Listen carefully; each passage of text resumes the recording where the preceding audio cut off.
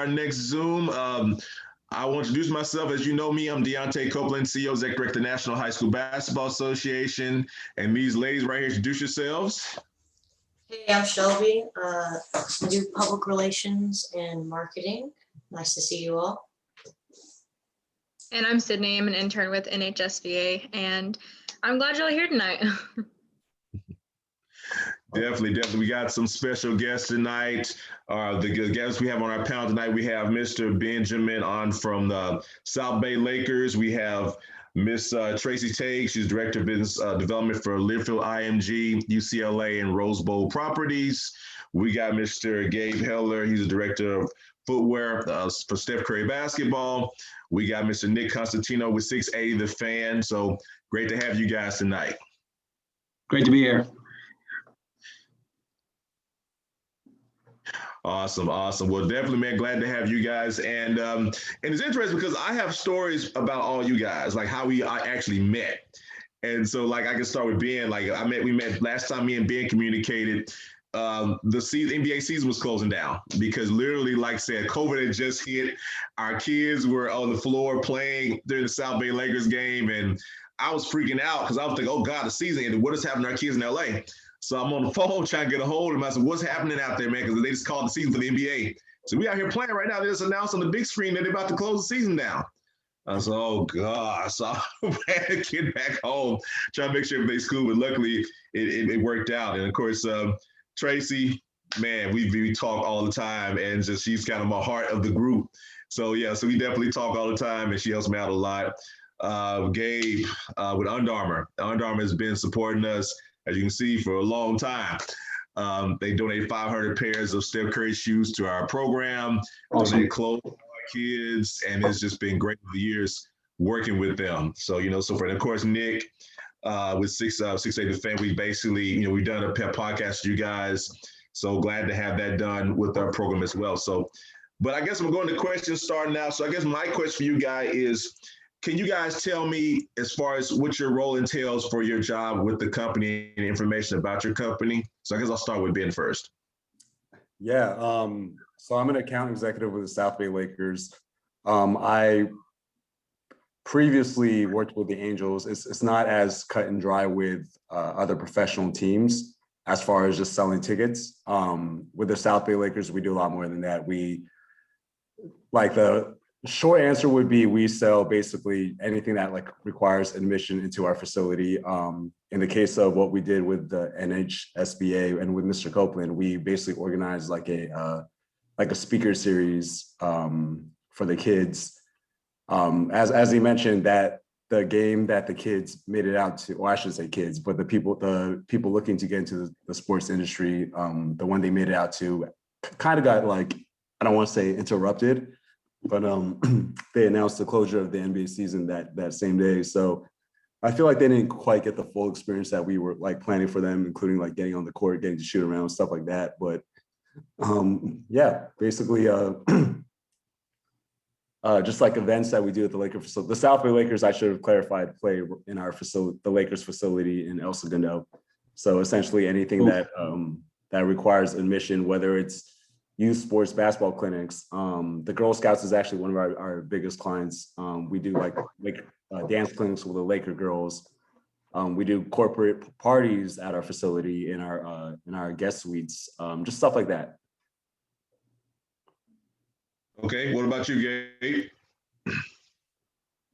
Yeah, so I work at Under Armour heading up product marketing for our basketball footwear, which is inclusive of the Curry brand as well. So, we work really closely with design counterparts and development counterparts, working on the product that isn't out yet. And then constantly, COVID has made it a little harder to connect with athletes and to, get out and talk to kids about how shoes are performing and what they're into. But it's a great company. Been there almost 2 years and have always loved basketball. So it's always nice when you can find avenues where, you can get product to those that can use it that might otherwise go unused. So appreciate you having me on tonight.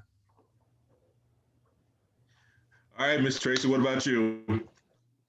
So I work for Learfield IMG. I'm Director of Business Development, housed out of the Rose Bowl Stadium and also UCLA Athletics, Alumni, and Campus.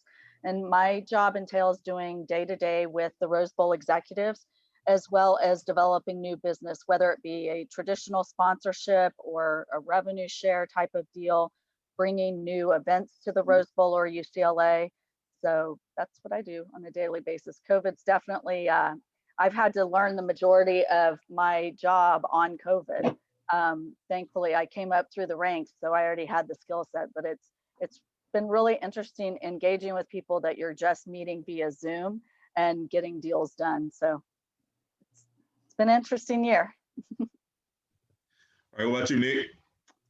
Nick Constantino. I'm a VP of Business Development for 680 The Fan. I am in Atlanta. So unlike, I think a lot of you, we've pretty much been open the whole time. The South forgot that COVID was going on and just kind of kept things open. So I've been coming in the office every day. I was deemed essential because I work for a radio station apparently. But we are a pretty large sports marketing company down here. In addition to some broadcast networks and radio stations, we have a big podcast network, events company, small kind of athlete talent agency, but we're kind of an old school industry that's modernizing pretty quickly, realizing our scale. So I manage our sales department, but also our digital department, our events company, and kind of our talent agency. So I'm doing a lot at the same time, but long story short, we carry the rights to the Braves, to UGA, to Georgia Tech, a lot of the big properties down here. In broadcasting now video, we do video broadcast, audio broadcast, and again, the podcast network, which we had Deontay on. You know, the terms have changed for what we do. It's not audio radio anymore, it's audio.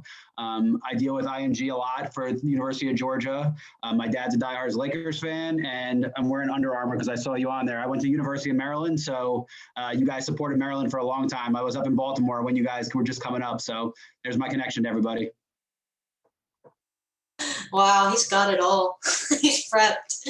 All right, I just want to know what led you guys here to your specific positions. And we can go the same order. I'll try to abridge this story as quickly as possible. This is a long journey. I started in radio, actually, radio production, which has nothing to do with my current role. But when I was in the radio production world, I was always kind of like, and I was still in college, I was just always picking the brains of basically everyone that I would see. And my boss kind of told me, like, you know, like, production is great, but this is something that you could kind of do really at any age. You're only going to be like young and have that level of energy once. And he kind of just recommended I go more into a field where I can network a little bit more. And from there, I got moved to the street team where I got to work in events. And then from there, while still in radio, I moved to the sales side and started selling events on behalf of our radio station. And that kind of just led me to, I actually worked for a sports radio station as well, the Angels radio station, AM 830. But basically from there, just transitioned completely into sports. And I applied for the Lakers. They gave me a call and just never looked back.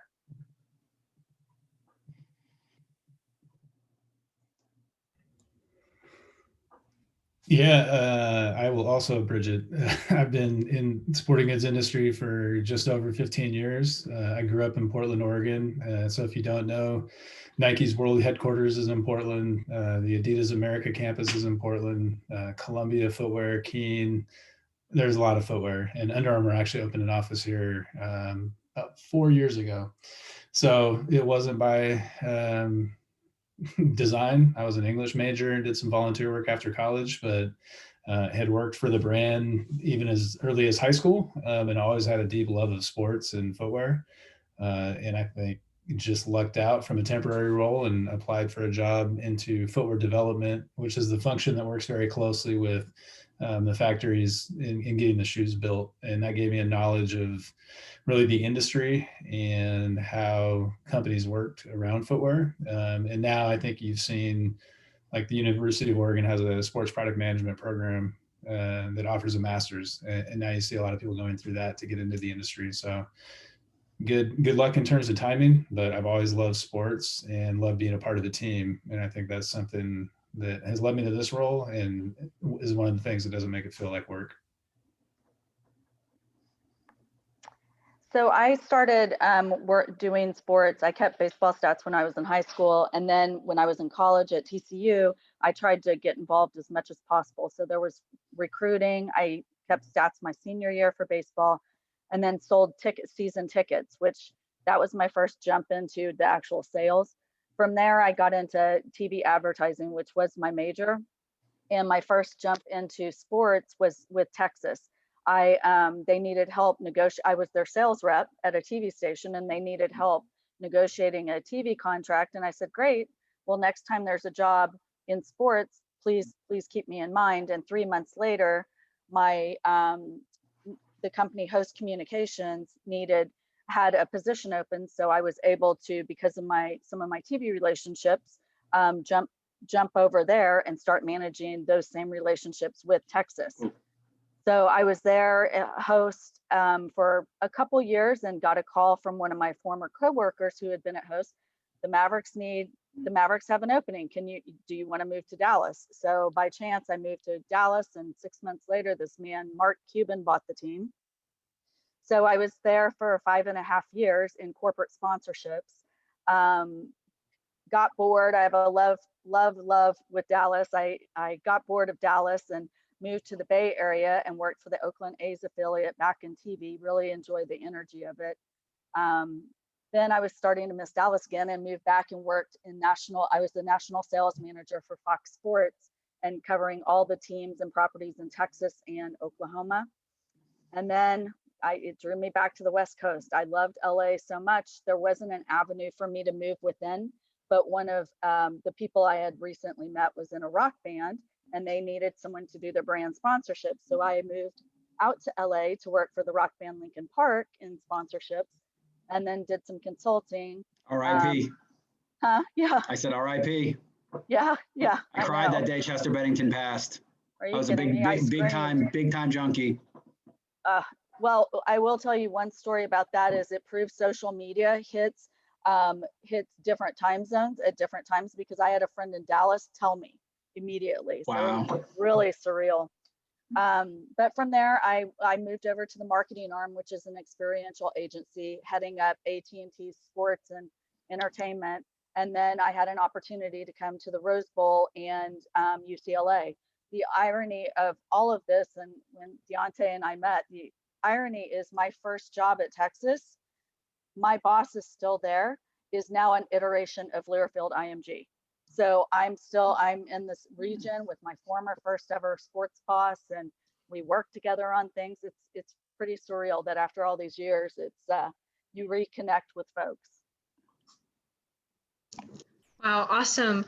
I guess my next question is, Tracey kind of hit a little bit on college majors, but what were your guys' majors in college, and why did you choose that major? My major was audio production. Again, like I said, nothing to do with what I currently do, but I was a big hip hop head as a kid. And from the age of like 12, I kind of was self-taught in making instrumental beds and just making hip hop beats. And I just thought it would be cool if I became like a professional engineer. And again, the first job I really ever had when I was still in college was doing just that, audio production. And then again, like I said, my mentor kind of encouraged me to use my networking skills for now to see where it could land me in the world. And if I don't like it, then go back to audio production.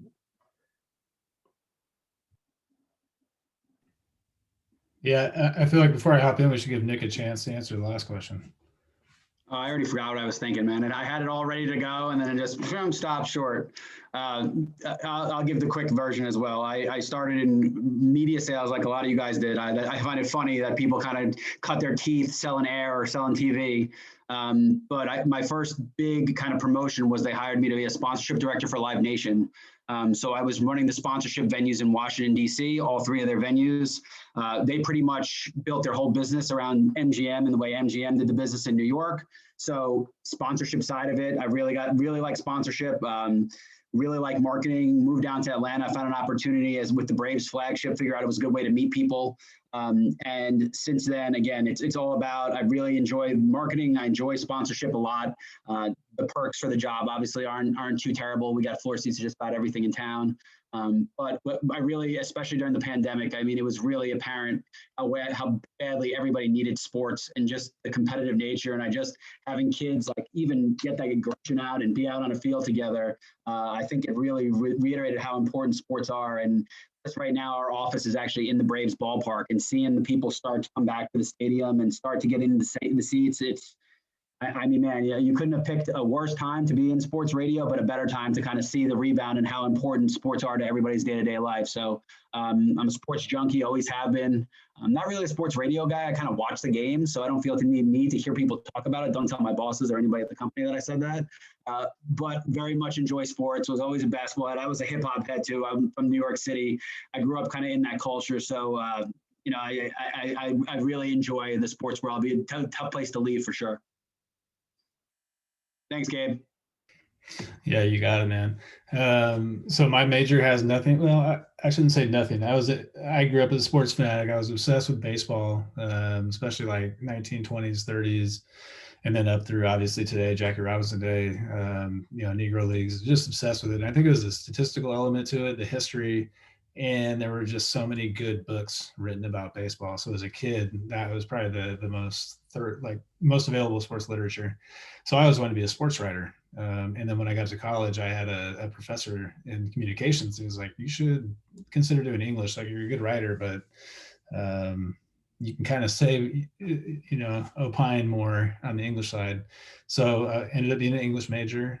What I will say is it taught me a really good lesson of being able to take in a lot of information from other people and get my own point of view on it, and then figuring out how to really communicate that clearly and concisely to people is one thing that I've found, especially now working remote for over a year, counterparts in Baltimore, counterparts in Asia, just the ability to communicate very clearly and to be able to summarize things and keep people abreast of situations is really important. And I think one thing that I have seen where people either succeed or fail is the inability to really distill their thoughts into a very clear and concise position, and then also use facts and logic to help back it up. So it sounds basic, but it's really as simple as when you write a book report, being able to read a book, get your own point of view on it, and then pick things from the book that support your point of view is something that is funny, but I use on a daily basis. So big part of my role is communication and keeping people connected. Yeah, I'd actually agree with the communication. For me, just having to learn the entire UCLA, who's contacts, who's this, that, looking for presentations. I mean, you don't realize how much in-person interaction makes a huge difference. So I agree with that. I was an advertising PR major. I thought originally I'd be a sports caster, and then someone told me intro to production was really hard, and I bailed. So no, I lost interest after I learned a bit more about how the sportscasting world, I felt like advertising and PR was much better suited for my personality. I was actually a finance major. So, it doesn't directly apply, but ironically, as I age, I feel like it applies more and more just to be able to be analytical. I mean, there's a lot of people that have big ideas. The world everyone has big ideas, but it's being able to go to the analytics and make it functionable and usable and granular that is really hard. So the skills you learn in finance, how to read a spreadsheet, how to apply principles and theory, and, simple things like statistics, they really all come into play on a day-to-day. And as I move through our ranks, I find using the financial stuff more and more, besides even running numbers. I mean, obviously running numbers and spreadsheets is important, but just the concepts that they teach in finance really start applying as you get more into the day-to-day and how things operate. So I think that being able to be creative and analytical is a pretty good skill set that I look for, at least in people. If you got both of those, you're usually using both sides of your brain, and it's usually a good critical thinker to be able to use both those sides.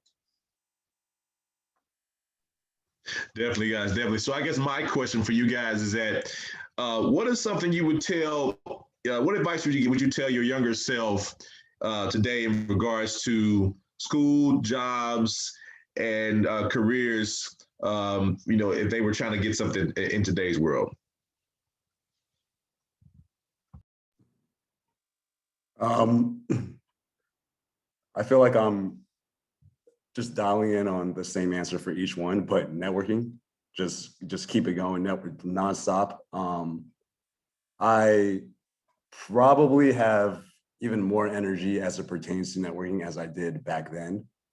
Back then, I wouldn't say I was ever really shy, but there were times where I just felt like I would be bothering people, especially people that were more established than me. And like, again, I was always picking people's brains, but just kind of doing it with boundaries. And I've learned as I've grown older that, you know, people like to give advice and they like to, you know, share their success stories. And if they can help, you know, be some type of mentor or inspiration in any shape or form, like for the most part, people would. Yeah. Yeah, that's a loaded question. I feel a little out of touch with the situation a lot of graduates are walking into right now. You know, I empathize deeply. I would say the networking piece is big, and I would say as an add-on to that, when you are networking, have a clear point of view of what you're looking for. You know, it could be open, like I'm looking for some direction, but this is an area I'd love to learn more about. I think ineffective networking is when you're just doing it to do it, but you're not, either your heart's not in it, or maybe you're just feeling like you're doing it because you should, or somebody told you to. So I would just really encourage you, one, be confident in who you are and what you have to offer, and then figure out how that applies to whoever you're talking to. You know, make sure that you make the most of those interactions and then stay connected. Could be once a year, could be once every couple of years, but you know, I think follow through and commitment are real big things as you start to branch out and build that network. Yeah, I would agree with Ben and Gabe both on networking. And I was going to say follow through is if you connect with someone and do what you say you're going to do. If you're running behind, just let people know. We all have schedules. The other thing I'd say is, you know, we have a lot of youth on our team. And the one thing is being included in a meeting is great. You don't always have to speak up. What I think is really important is be a sponge. As much as you can learn, listen, even if you're just sitting in there, don't feel like, I've noticed with some folks, they feel like if they don't get to talk, then it was a miss. They shouldn't have been in the meeting. That's not true. We include our folks to learn and listen, take notes, ask questions afterwards. And I think that's really important. And you know, I think that I can see that there needs to be some improvement on that. It's okay, because that's how you're going to move up, and that's how the more inquisitive and you want to learn, then your leaders are going to recognize that and help grow you even more.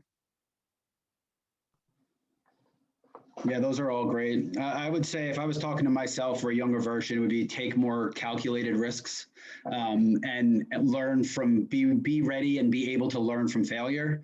And I say that because, you know, once you get to the point in your career and life when you realize that really everything's chaos, and it's how you respond to those stressful times or those chaotic times that shows really what your value is to a company and to other people around you. The ones that can handle those chaotic situations the best, usually the ones that roll through the ranks the quickest. So the only way you can really respond to those is being able to handle chaotic situations. So calculated risks, learning from failures, put you in a position when you have to make decisions that you usually are confident in the one you make. And it's not always the right one, but again, as long as you learn from those failures, and I know it sounds kind of over the head, and I don't think I would listen to someone tell me that at 21. But to be honest with you, you know, as long as you're learning from failures, there's nothing wrong with failing. It's going to only make you stronger. And once you realize how much that happens, that's when it's going to kind of click. Everyone at different times, but that's what I would tell myself. Calculated risks. A lot of my risks were not calculated. I got a little lucky on some of those bounces. Calculated risks. Deontay, do you want me to ask the next question? I know Ben has to go soon. You're muted. I actually just shot him a direct message, but I could go a good like 10, 15 minutes over if needed. Okay. So then I'll go ahead and ask my next question. Okay. I just wanted to know what the most rewarding part of each of y'all's jobs have been so far.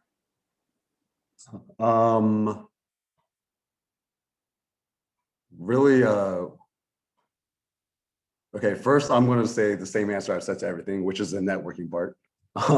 Getting to meet people from all over. I mean, yeah, Mr. Copeland, I mean, I've been talking to him on the phone for like a good 2.5, 3 years before I finally got to meet him face to face.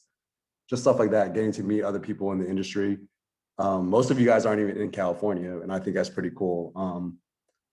And then on top of that, I would say just when the final product is actually delivered and just seeing like the smiles on people's faces. And yeah, just getting to help people out. Actually, the real answer, this, I swear I'm not showing off. I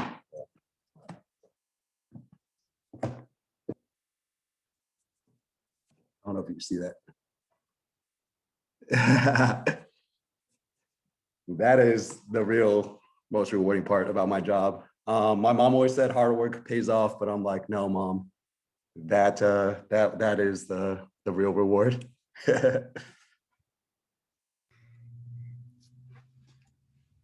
Yeah, man, I got a couple of things. I think there's a personal side of it and there's a professional side of it. I think I'm a personal side, which kind of blends into both, is through this job and being in this industry, I've been able to go places around the world that I probably never would have been to. You know, visited different continents, tons of different countries, and with that, you know, I wish we could make it a prerequisite to make every kid in America go outside of the country for a year or even a month. I think it just broadens your perspective. It allows you to come from a place of empathy and understanding that people are different, but there's more similarities than are differences. And that's just always been very rewarding. I think one of my favorite things is any new city or any city I go to, just walking around unplugged for a couple hours and getting a feel for a new environment and a new culture. And then growing up as a sports junkie and a basketball fan, the dudes I've got to interact with and build product for over the years and get feedback from when something's working. You know, if I look back at me as a 10-year-old and told me that I'd be able to work with the guys that I've been able to work with in my career, you know, I would have said I was crazy. So I think that has been really cool. And then the last piece is we work on product and we're anywhere from 1.5 to 3 years out. So when you actually see people respond well to a product that you worked on for a really long time, it's really fulfilling and pretty neat to see happen. Seeing something go from paper to product and then seeing people respond well to it. Yep, I'll take Gabe's lead as well on the personal and professional. I think personally, I've met so many great people in the industry and even out of the industry, whether they're in advertising or that I have lifelong friends, and it's really exciting. We don't have to live in the same city. We don't have to talk every day, but I mean, these are true people I've come up in the industry with. And I'd say also just being able to work for someone like Mark Cuban and get that knowledge just personally has meant a lot. Professionally, I mean, okay, I'll follow Ben's lead. I'll brag. I get to go to the Rose Bowl every day. And I got to tell you, it is one of the most beautiful places that you can work. And then I can go and hit golf balls too, because we have 36 holes. And I have the chance of a lifetime that we've been working on is my alma mater, TCU, played at the Rose Bowl and won in a last second game against Wisconsin. So that brings a lot of memories, but also I was brought on to do the day-to-day, and we're rolling into none other the Rose Bowl Centennial. So all during COVID, we've been prepping to roll into the Rose Bowl Centennial, which will kick off for 2022. And to me, that is just it's just even today having calls, watching everything we've worked on for the past year start to really come alive into fruition for the stadium that I love so much. I can't express how unbelievable it is. Yeah, that's pretty cool. Haven't been to the Rose Bowl yet, but I got to make my way out there. Got to go to the parade too. Got to get the whole experience kind of all in one shot.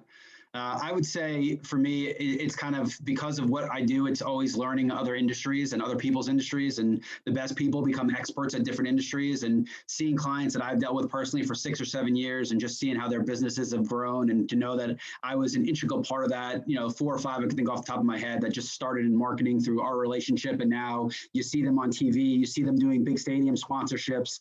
to kind of see the evolution of companies that you've kind of helped push in the right direction or be a part of it. And then also the sales guy at heart is just simply that account you're chasing for 3, 4, 5, 6 years. You just don't get why you're not on the same wavelength. One lucky bounce happens, all of a sudden you're on the same wavelength, you close the deal, it goes forever. So kind of the chase, I think, and the reward after the chase is always something that I don't think will ever get old. And I know, I guess, Ben, I know you got some things you got to do as far as time goes. So I'll let Sydney ask this last question and we'll go ahead and wrap up. First of all, I want to say thank you all for those answers. It's really nice to see you guys so passionate and excited about, your jobs. My last question for you all is, it's about COVID. And I know that COVID has been a train wreck for a lot of reasons, but what has COVID done for you or your company that has made it better? How have you benefited from it? Speaking on behalf of a lot of the employees here, it did show us that we can work from home, that technology, equips us to kind of move on our day almost seamlessly. There's a lot of times where things would be a lot easier if we were in the office and you could just walk next door for things that do need, instant replies. But yeah, I mean, I would say our Lakers are definitely an old school organization, our mindset. But as far as like technology goes, we really amped up, like revved it up this year during COVID. And it's crazy to say, but in some odd way, I am grateful for COVID as a result of that. Yeah, it's a good question. I think we've all probably spent a lot of time thinking about it.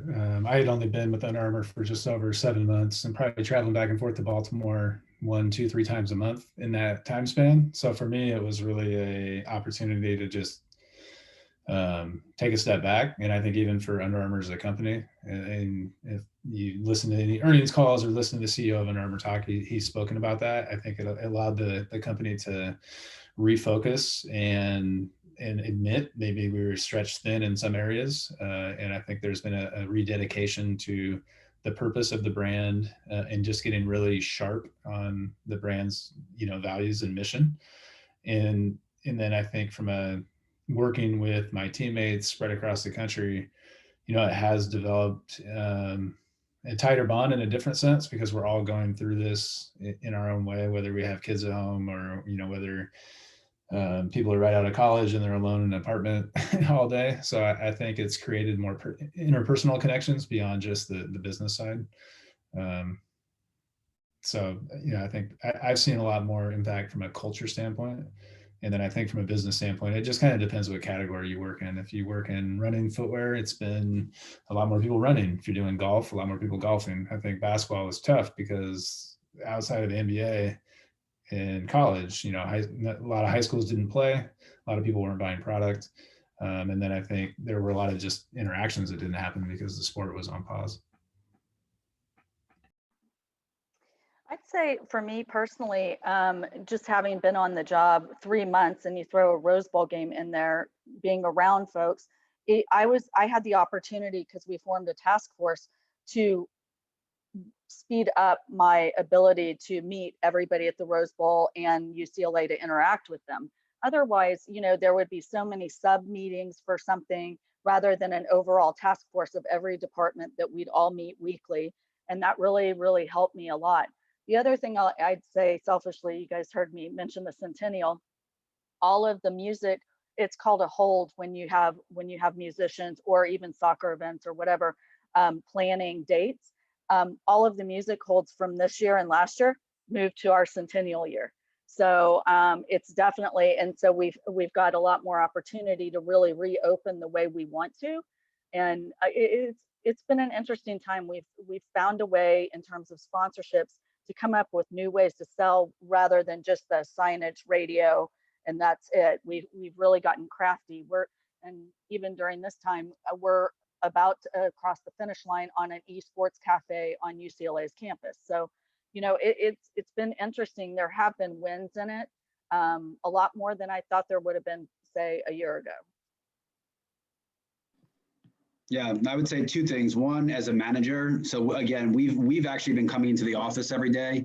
There was some act passed in 1965 that said pretty much if an EMP goes off, radio is the only way you can communicate with a hand crank radio. So we're essential. So our boss used that to his advantage, it seems like, and we've been coming to the office every day. But as a manager, you don't find out more about your team and your people than a situation like this. So having 25 to 30 people that report up to me and seeing how they react to the adversity. And, you know, I got some guys who are in their 60s who are learning how to Zoom and how quickly they can change and adapt to those kind of things. It's probably sped up I probably learned more in that year period than I would have in 5-6 years. Both on a personal level, because you need to be more empathetic and more emotionally available to people because you don't know what they're going through, but more on a business level to know what they can handle, tolerate, and how they can react. And then I think, again, coming from Live Nation, which is just a behemoth of a massive company, our company is relatively small, our owner's in the building, which allowed us to pivot really quickly. And I think that dynamic, the ability to pivot and be flexible and dynamic is going to be where everyone tries to go to. You know, even Under Armour, you guys mentioned it, to know your brand, you gotta really be able to, you know, change, and with as culture changes and everything, and being able to open an esports cafe. I mean, you got to be able to pivot quickly, and seeing how a small business and how we were able to pivot quickly put us in, I think, a position where a lot of our larger corporate scale competitors haven't even seen an office, let alone pivoted their business 6 times already. So I think that we are in an advantageous state moving forward. And I also think we changed technology a little bit. As you know, we talked about podcasts caught this upward trend. All we did was change some of our radio broadcasts to say podcasts, and all of a sudden now we pivoted a whole business, it looked like. But really, all we did was change something in theory and fundamentally. So again, like, you can't say that you appreciate COVID, but I think the people who were able to move quickly and rebound from it certainly are going to be in an advantageous position for the next couple of years. Well, definitely, guys, definitely. Well, thank you guys so much for talking to us tonight. We definitely appreciate it. Of course, I'll be talking with you soon, and of course, getting this over to the kids. So I guess we're good to talk to y'all, and we'll talk to you soon. Thank you. Thanks, Thanks, guys. everybody. Thanks, everybody. Thank you. guys. Have a good night. Take care. Have a good one.